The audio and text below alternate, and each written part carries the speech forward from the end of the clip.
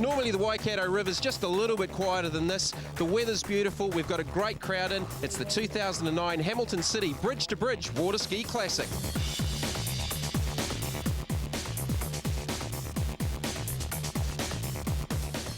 It's the 26th running of this iconic Waikato-based event, with over 30 boats entered featuring teams from all over New Zealand and Australia. WARLORD has run this race 10 times and are looking at 5 in a row in 2009. Simon, you guys going to the Bridge to Bridge as one of the favourites this year. You've top qualified. I mean, how did the qualifying go for you yesterday? Yeah, yesterday we had a bit of a conservative run, try and get used to the boat. Been a new boat for us this year, so we're going to go out there today, give it our best shot, see how we go up to Taupiri, and if the boys are happy, we're going to come home very hard. It's one of them rivers where you can't sort of relax for too long, but there's always surprises around every corner, so we're just hoping for a fast and smooth run all the way up and back. Qualifying second behind WARLORD with a B-Jammin team, a 19-foot Cyclone powered by a 300X Mercury. The team's been together for a few years now. I think this is about our 7th bridge together as a team. So communication between us all is fantastic. We know all the signals and how we work well together. So yeah, very much good. Leading the inboard charge is 514 cubic inches of big block Chev and force fed. It's a big block Chev, naturally aspirated 8 litre. It's nothing special. It's just a boat that we've always wanted to do. And we've got a big future for it, hopefully. It's tows 2 at 94. So, you know, we're going to be doing well to try and keep up with B-Jamming, the quick single rig, but we'll see how it goes. For those new to ski racing, here's a couple of technical aspects that are unique and crucial to this type of event. The first one is how the teams prepare for the release of over 200 feet of rope. The time starts from when the skiers get in the water, so it includes running the ropes out. So everyone's trying to do that as quick as they can, so it doesn't take too much time. And if you do it like this, then it should come out clean and not knot. And the second one is obviously the skis, because they're obviously quite a bit different from your everyday recreational ski. These are a very big ski. Can you tell us the main differences between, say, even a recreational skier or a slalom skier to this type of event where obviously you guys are going very, very quick? Yeah, well, obviously the length is fairly obvious, 8-foot skis. These don't have a concave in the bottom of them because they tend to suck to the water, so as you can see, there's no concave. Apart from that, they're really fairly similar. I mean, they're fairly thick and heavy, just so you don't get knocked around in the rough, but the bindings are sort of similar-ish to a standard slalom ski. From a skier's point of view, where's most of the pressure on you? Is it through the legs? Because you're on the ski for a fair amount of time doing some pretty high speeds. Yeah, really just your legs, just trying to keep that ski out in front of you. Once it goes behind you, she's all over. The Hamilton City Bridge to Bridge Waterski Classic consists of 2 legs totalling 82 kilometres from Cambridge to Taupiri for leg 1 and Taupiri back to Hamilton to the finish and leg 2.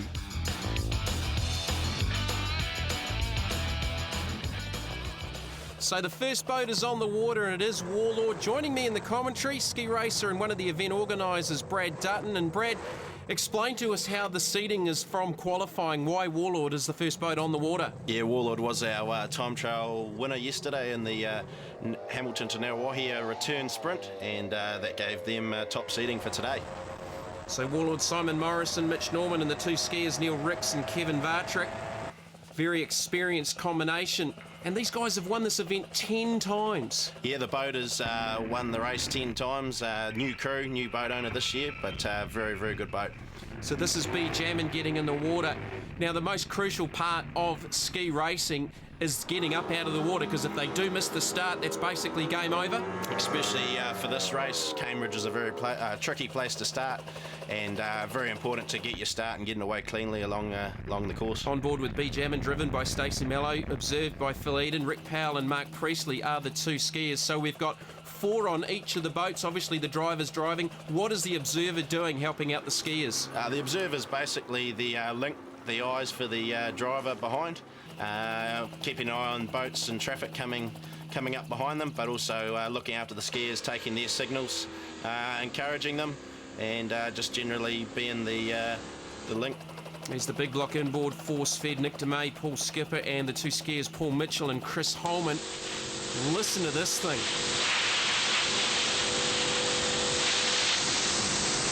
Lots of horsepower. And that's one of the battles we're going to be really looking forward to seeing. The single rig with B-Jammin, the twin rig with Warlord, and the big inboard, big block with force-fed. This is infrared, the next boat away. Paul Rutherford, Colin Horsnell, Ray Ball and Chris Knights. The time that starts for these guys when the flag goes down, and they're starting 1 minute apart, so space them out along the river. So this is final WORX. Graham Kennard, Rick Love in the boat, Jai Welsh and Zach Welsh on the skis. 24 Australians here this weekend, so a Trans-Tasman battle. Yeah, a lot of good Australian skiers, superclass skiers from probably the biggest ski racing nation. Australia are very, very competitive at the sport. So this is the number 54 boat on parole. Alistair Johnson and Ryan Johnson on the skis. There are some tricky parts of the course because there are some quite shallow and narrow parts of the Waikato River. Yeah, definitely the Narrows is a very sort of famous part of this bridge-to-bridge ski race. The Australians definitely like the narrow section in between Hamilton and Cambridge. Definitely pretty swirly and lots of currents, shelves in the river.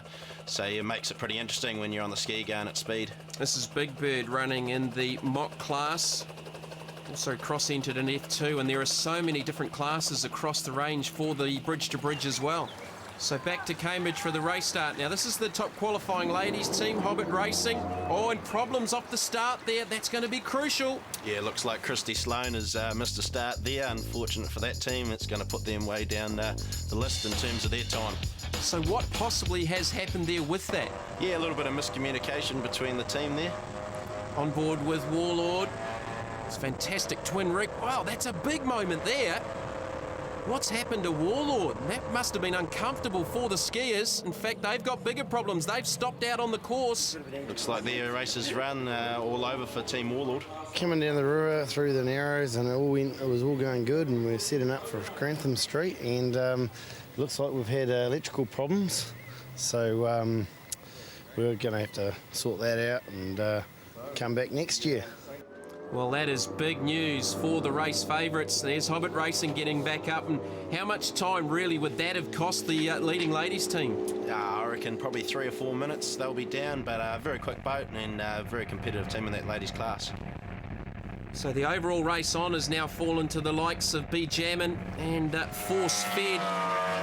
They'll be very happy going through Grantham Street knowing that they've passed Warlord already and a whole lot of clean water in front of them. In front of the big crowd assembled in the pit area in the centre of Hamilton as Force Fed blast past their onboard shot with the stranded Warlord in the pit area. 80, 85 mile an hour. Yeah, probably more coming through this Hamilton section. The Australians there, Ray Ball and Chris Knights, having a wave to the Warlord boys. They'll be happy because they've gone up a grid position. Final WORX, the 1800 Bullet coming through with Graham Kenner, another couple of Aussies, Jai Welsh and Zach Welsh behind that.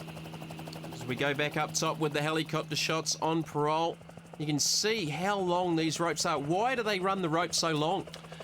These boys are running around 220, 230 foot of rope. That's to get in a nice part of the wash where it's a bit wider, get out of the rooster tail of the outboard boats and the inboards, and yeah, it's just best water for the skiers. So with the problems for Hobbit Racing, the leading ladies team now is Connica Minolta, Jordan Bradley and Adelaide Cox. Yeah, best two women skiers in New Zealand really. Adelaide's the number one and Jordan is number two, so very, very good combination this. Jeff Wheat driving this boat and regularly seeing it on the offshore powerboat circuit, the reigning New Zealand champions in the 60 mile division.